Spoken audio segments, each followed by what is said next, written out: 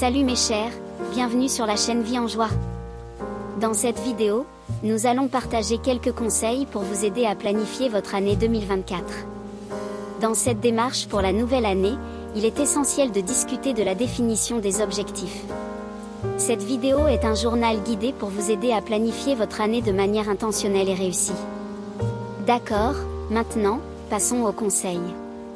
Le premier conseil est: quel sera mon thème pour 2024 ? Alors, votre thème est essentiellement l'intention que vous définissez pour toute l'année. Cela peut être un mot ou une phrase. Mais en général, il est bon d'avoir un thème global pour votre année, car il sert de guide tout au long de l'année. N'oublions pas que lorsque nous définissons de nombreux objectifs, nous pouvons nous perdre. Votre thème sera donc le point de départ pour tous ces objectifs. Avoir un thème est une manière sympa de vous orienter vers le type d'année que vous souhaitez avoir. Par exemple, voulez-vous vous concentrer sur la construction de votre confiance cette année ? Ou préférez-vous vous concentrer sur votre carrière ? Aimeriez-vous vous focaliser sur les relations ? Avez-vous une nouvelle mentalité que vous souhaitez adopter ? Peut-être que vous voulez que votre thème soit l'abondance, car vous avez vécu avec une mentalité de pénurie. Alors, votre thème peut être n'importe quoi, ne vous limitez pas. Il n'y a vraiment pas de règle, mais cela doit être quelque chose avec lequel vous vous sentez en harmonie tout au long de l'année. Alors, je pense que mon thème sera la joie, car je veux vraiment que l'année prochaine soit axée sur la joie, qu'elle se concentre sur la recherche de la joie chaque jour, qu'elle se concentre sur le fait de faire des choses qui me rendent heureux, et je veux vraiment avoir une année amusante. L'année prochaine, je veux m'amuser davantage, voyager plus et consacrer plus de temps à mes hobbies et autres activités. Deuxième conseil, que puis-je faire pour incorporer mon thème dans la nouvelle année ? Alors, quelles sont les actions ou les choses que vous allez faire pour vraiment vivre le thème que vous avez choisi ? Disons que votre thème est l'amour-propre. Vos actions devraient ressembler à écrire au moins 2 fois par semaine, ou faire du yoga, ou étirer votre corps tous les jours. Ou cela pourrait être n'importe quoi dans ce style, non ?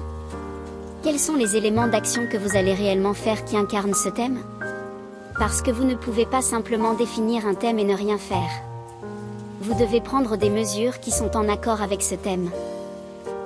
Numéro 3, comment je veux évoluer en 2024 ? Alors, de quelle manière souhaitez-vous vous développer cette année ? Comment voulez-vous vous défier ? Comment voulez-vous évoluer ? À quoi ressemblera votre prochaine évolution ? Écrivez dans votre carnet comment vous souhaitez évoluer et comment vous pouvez grandir pour devenir cette version idéale future. Suggestion numéro 4, de quoi je veux me libérer en 2024 ? Quelles sont toutes les choses qui semblent être des bagages, qui semblent vous retenir, ou vous empêcher d'accomplir quelque chose ? Cela peut être une habitude négative, des croyances négatives, des souvenirs de votre passé dont vous êtes prêt à vous libérer, ou une personne que vous êtes prêt à pardonner. Peut-être est-ce quelque chose que vous pouvez laisser dans le passé et ne pas emporter avec vous, car vous souhaitez pouvoir avancer dans la nouvelle année aussi légèrement et positivement que possible. Emportez avec vous seulement ce dont vous avez besoin et laissez tout le reste derrière. Ne prenez pas ce qui ne vous sert pas, emportez seulement ce qui vous aide et vous sert, ce qui soutient la nouvelle version de vous-même.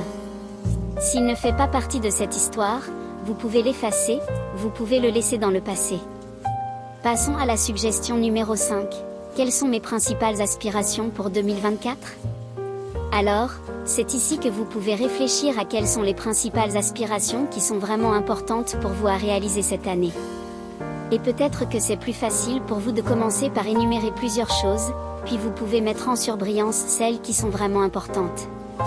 Parfois, nous confondons des objectifs importants avec des objectifs agréables à avoir. Il y a beaucoup de choses qui seraient agréables à avoir, qui, si elles se produisaient, seraient bien, mais qui ne sont pas vraiment nécessaires. Alors, mettez vraiment en évidence quelles sont les principales aspirations qui comptent pour vous.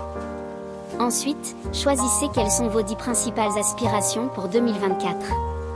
Pour chaque aspiration, écrivez pourquoi cette aspiration est importante pour vous.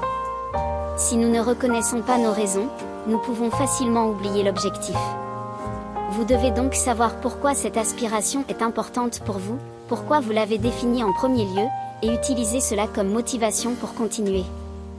Idéalement, chacune de ces aspirations devrait être alignée sur la vie idéale que vous créez pour vous-même.